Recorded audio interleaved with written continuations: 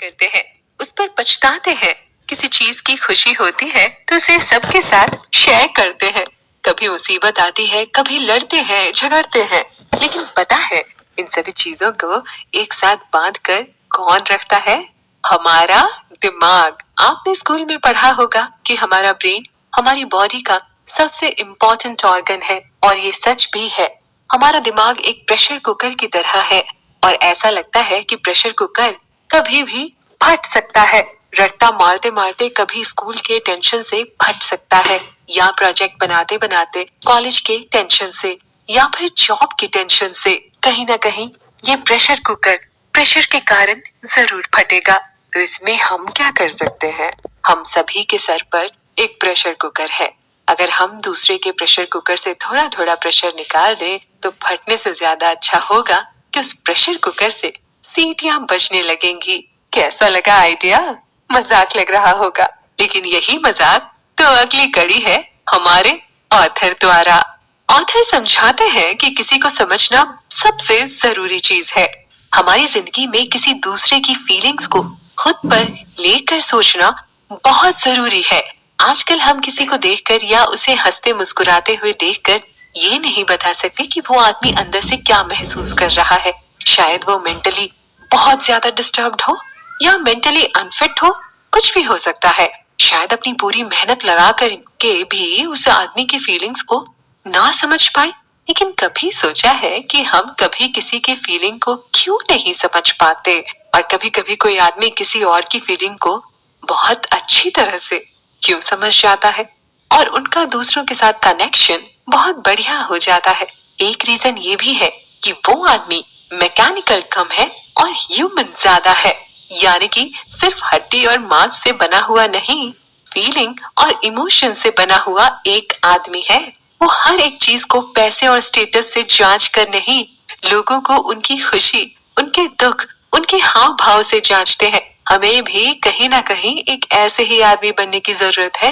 वो कहते हैं ना कि आपको जिस चीज की तलाश होती है आप वही बन जाइए, फिर लोग आपकी तलाश करेंगे, और आपकी तलाश में लोगों को वो मिल जाएगा जो उन्हें चाहिए, और आपको वो मिल जाएगा जो आप चाह रहे थे।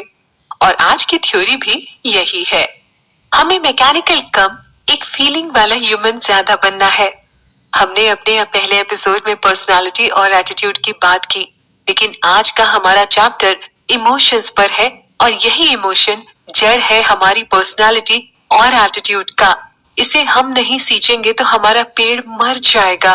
तो आपको करना सिर्फ 4 काम है। मतलब आपको करना नहीं है, आपको बस इन चीजों को देखना है, समझना है, बस। यकीन मानिए ये पॉपकॉर्न खाते हुए मार्वल की मूवी देखने से ज्यादा आसान है।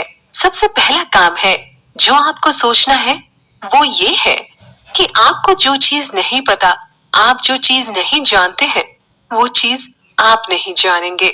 सुनने में बड़ा ही वाहियात लगता होगा ना कि अगर किसी को गाड़ी चलाना नहीं आता तो वो गाड़ी नहीं चला पाएगा।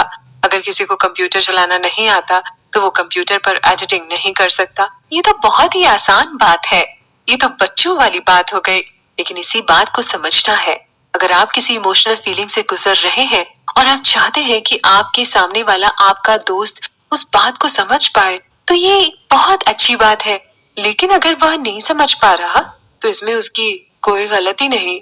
इसमें आपको बुरा नहीं मानना चाहिए, क्योंकि वह उस फीलिंग को समझ नहीं पा रहा है, क्योंकि वो फीलिंग आपके साथ जुड़ी है, उसके साथ नहीं।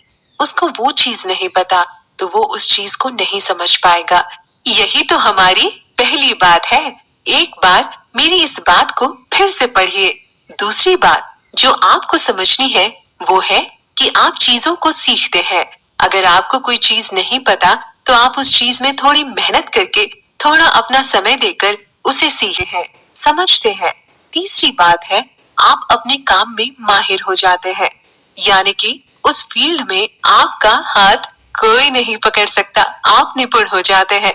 और चौथी बात है आप उस काम को इतनी अच्छी तरह से सीख जाते हैं कि आप उस काम को करने से पहले आपको सोचने की भी जरूरत नहीं, और आप धीरे धीरे उस काम को करने से बोर हो जाते हैं।